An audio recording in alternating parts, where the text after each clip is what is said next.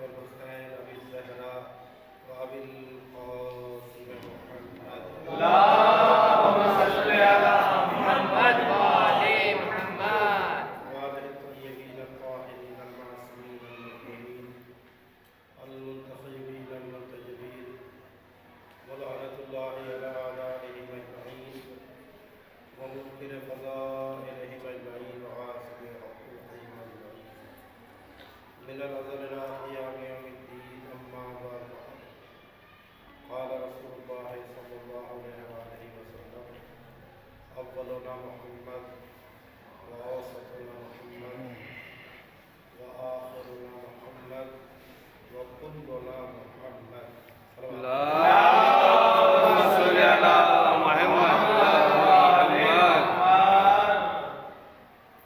جیسا کہ آپ کے علم میں اس بات کو پیش کیا گیا ہے کہ آج جو ہے دو معصومین کی ولادت کی تاریخ تھی اور یہ دن بہت اہم ہے. آج کے دن کے روزے کی بھی بہت فضیلت ہے. جو سال میں 4 روزے مقرر کیے گئے ہیں جن کو ہزارے روزہ کہتے ہیں، اس میں آج کا ایک روزہ ہے.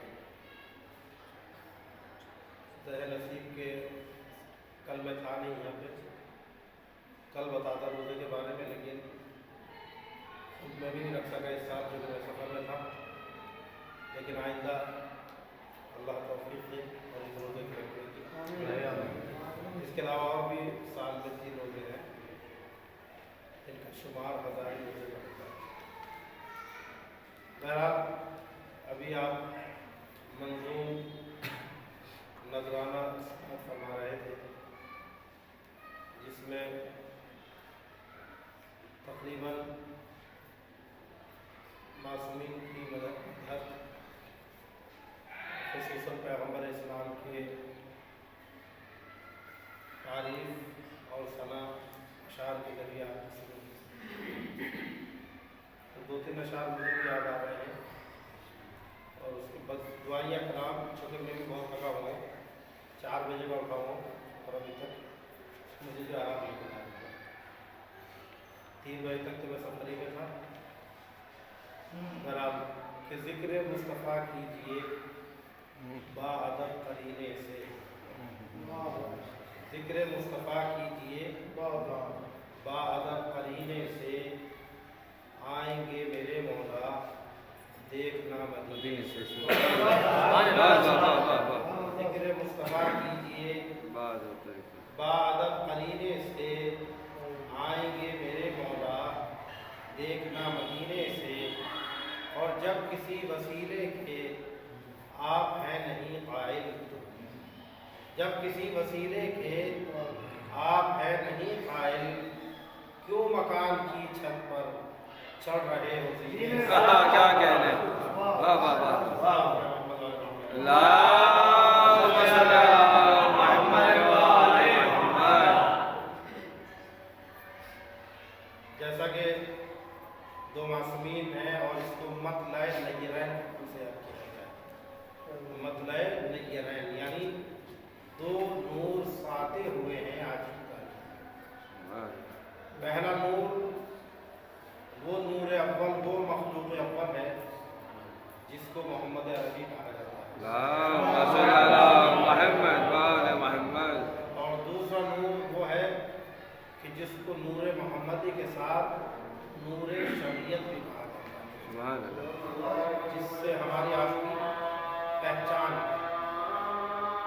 لہذا اس حوالے سے مجھے اپنے وہی بچپن کے 2-3 اشعار یاد ہیں کہ ہر لب پہ تذکرے ہیں شہ تشنا خان کے، دیکھو یہ معجزے ہیں غم نام تمام کے، دیکھو یہ معجزے ہیں غم نام تمام کے. اور رضوان دونوں آنکھوں سے دیکھوں کدھر کدھر، رضوان دونوں آنکھوں سے دیکھوں کدھر کدھر، جلوے ہیں 2 جہاں میں نبی و امام کے. جلوے ہیں 2 جہاں میں نبی و امام کے. یہ مسئلہ ہوا کرتا تھا ہمارے یہاں آج کی محفل کے حوالے سے.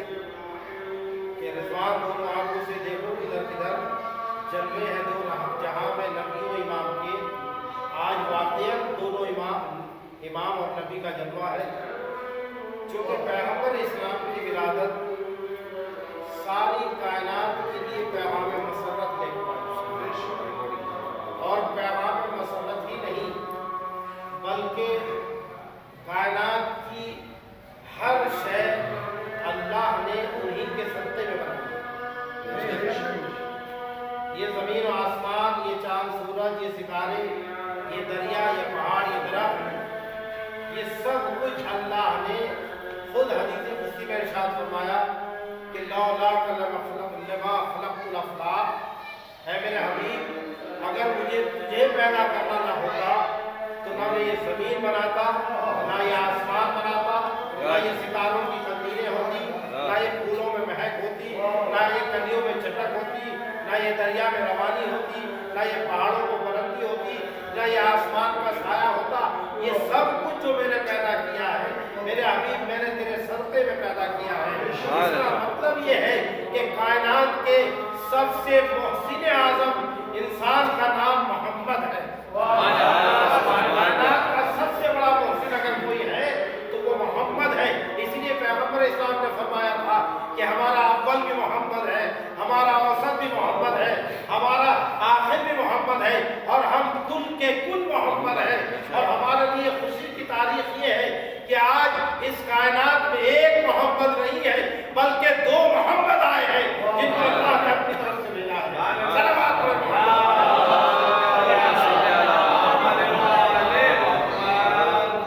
اسی حوالے سے ہمارے مدرسے میں ایک مصرع نکلا تھا کہ ہے چونکہ ہماری جو پہچان ہے کس وجہ سے، مسلمانوں کی پہچان لا الہ الا اللہ محمد رسول اللہ، یہ مسلمانوں کا ٹائٹل ہے۔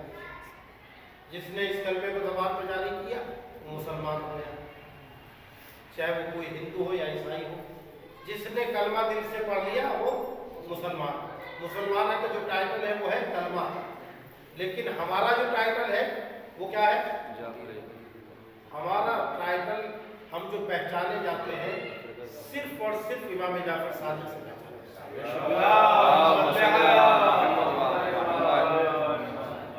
ہماری جو پہچان ہے صرف چھٹے امام سے ہے۔ آپ کہیں گے وہ کیسے؟ وہ آپ تمام اخبارات میں پڑھیے، آنے والے ماہ مبارک میں دیکھیے، ایک جگہ لکھا ہوگا اہل سنت کا افطار کا ٹائم، تو نیچے لکھا ہوگا وقت جعفریہ، یعنی فرقہ جعفریہ کے مطابق جو سحر و افطار کا ٹائم ہے وہ یہ ہے۔ تو کیا ہمیں شیعہ کہا جاتا ہوا؟ نہیں، فرقہ جعفریہ، یعنی ہماری جو پہچان ہے صرف اور صرف چھٹے امام جعفر صادق علیہ السلام سے۔ اسی وجہ سے مصرع نکلا تھا کہ ہے درسگاہ مصطفیٰ میں فقہ جعفری، ہے درسگاہ مصطفیٰ میں فقہ جعفری۔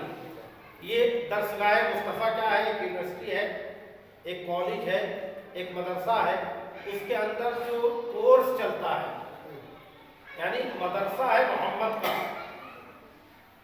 سمجھ لیں نا، مدرسہ ہے محمد کا، یونیورسٹی ہے محمد کی، کالج ہے محمد کا، لیکن اس کے اندر جو کورس چلتا ہے وہ کورس کس کا ہے؟ جو نصاب چلتا ہے اس کے اندر وہ کس کا ہے؟ وہ چھٹے امام کا چلتا ہے، یعنی فقہ جعفری چلتا ہے۔ فقہ محمدی نہیں سنا ہوگا آپ نے کہ فقہ محمدی کے مطابق فقہ جعفری یعنی درسگاہ محمد نے تعمیر کرا دی ہے، مگر کورس چھٹے امام کا آج سے نہیں اس وقت سے چل رہا ہے جب سے یہ شیعہ فرقہ وجود میں آیا ہے، اور جب تک قیامت آئے گی اس وقت تک فقہ جعفری چلتا رہے گا۔ لہذا درسگاہ ہمیشہ مصطفیٰ کی رہے گی، نصاب امام جعفر صادق کا ہوگا، پہچان ہماری ہوگی، عمل کرنا ہمارا ہوگا۔ صلوات پڑھے پر محمد۔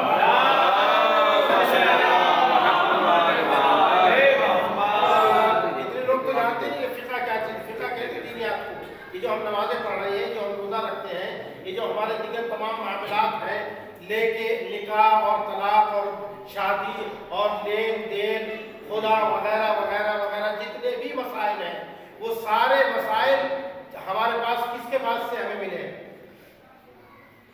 ہمیں کس سے ملے سارے مسائل؟ چھٹے امام سے۔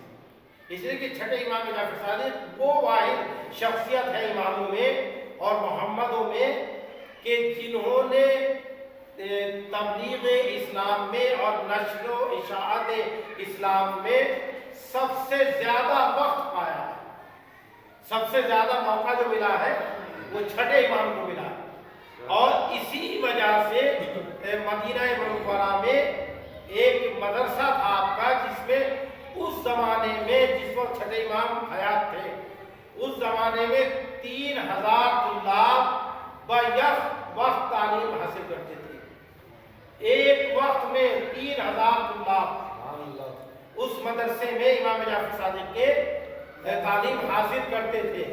اور کتنے ایسے امام ہیں اہل سنت والجماعت کے کہ جنہوں نے امام جعفر صادق کی شاگردی اختیار کی ہے، اور شاگردی اختیار کرنے کی وجہ سے آج بھی ان کے بیشتر مسائل ہمارے فقہ سے ملتے ہیں۔ کیوں ملتے ہیں؟ اس لیے کہ جو ان کا استاد ہے وہ امام جعفر صادق ہے۔ اور ہم ایسے امام کو نہیں مانتے ہیں جس کا کوئی استاد ہو، ہم اس کو امام مانتے ہیں جس نے یہاں آ کر زانو ادب پیدا کیا ہو، بلکہ اللہ نے وہاں سے علم دے کر بھیجا ہو، علم حاصل کر کے وہاں سے آیا ہو۔ ہم ایسے کوئی امام نہیں مانتے ہیں۔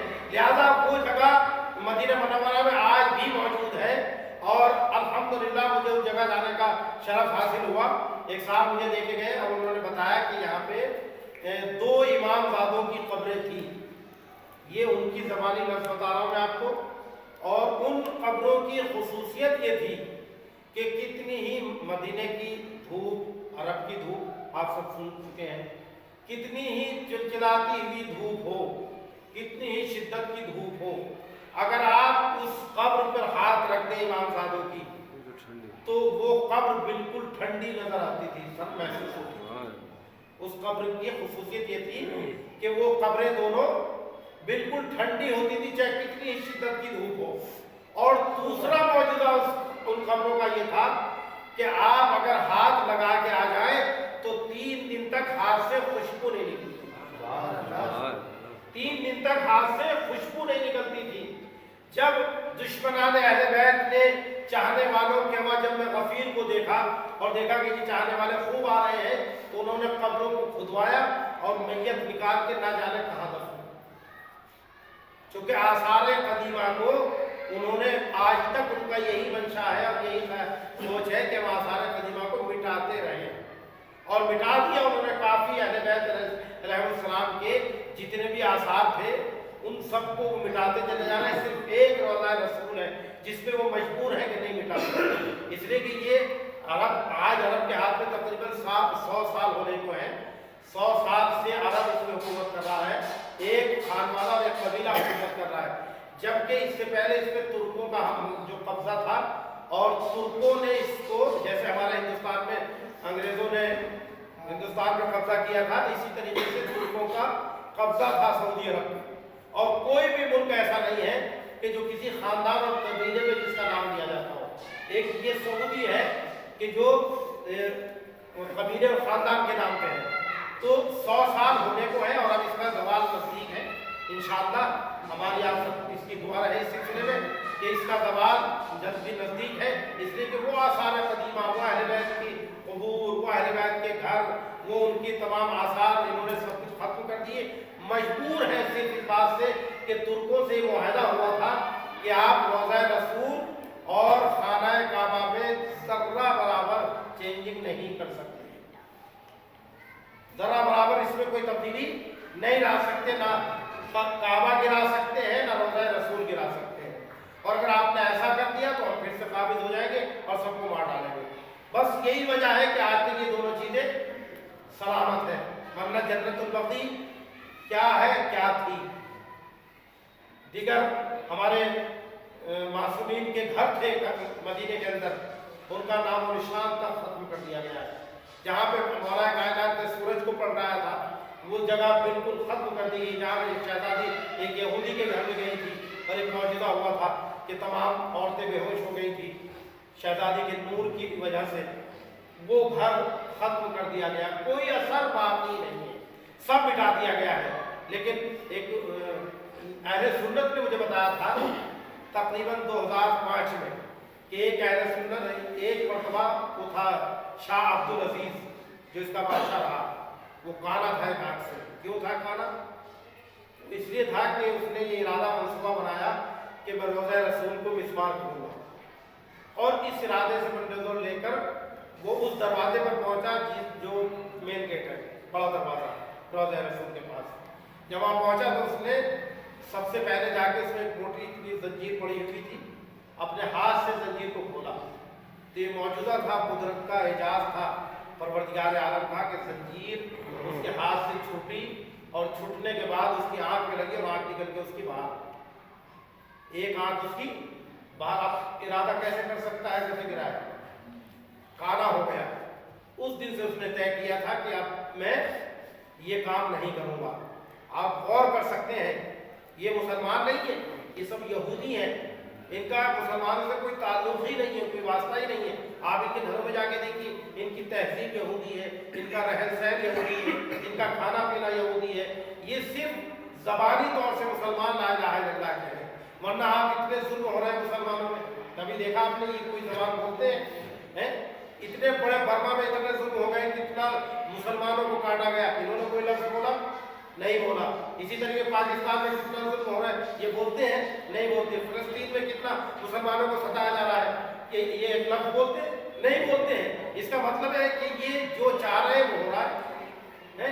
ये गुलाम है अमेरिका के, ये गुलाम है इसराइल के, ये मुसलमान है ही नहीं, ये नाम के मुसलमान है, इनका सिर्फ टाइटल मुसलमान है, इनका मुसलमान से कोई ताल्लुक नहीं है। लेकिन इंशाअल्लाह ऐसी हुकूमतों में जल्दी सवाल आता है और जल्दी मिट जाती है।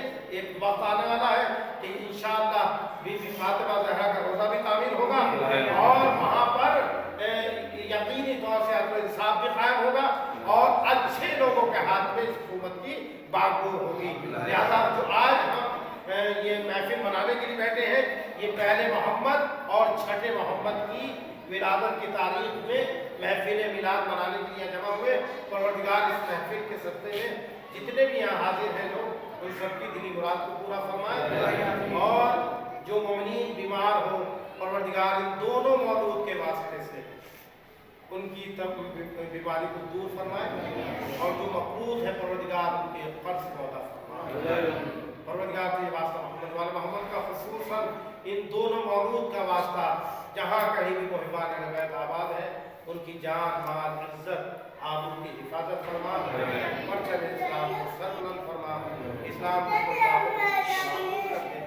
इमाम ज़माने के ज़हूर में ताक़ीद फरमा, हमको उनके नासरीन में शुमार फरमा।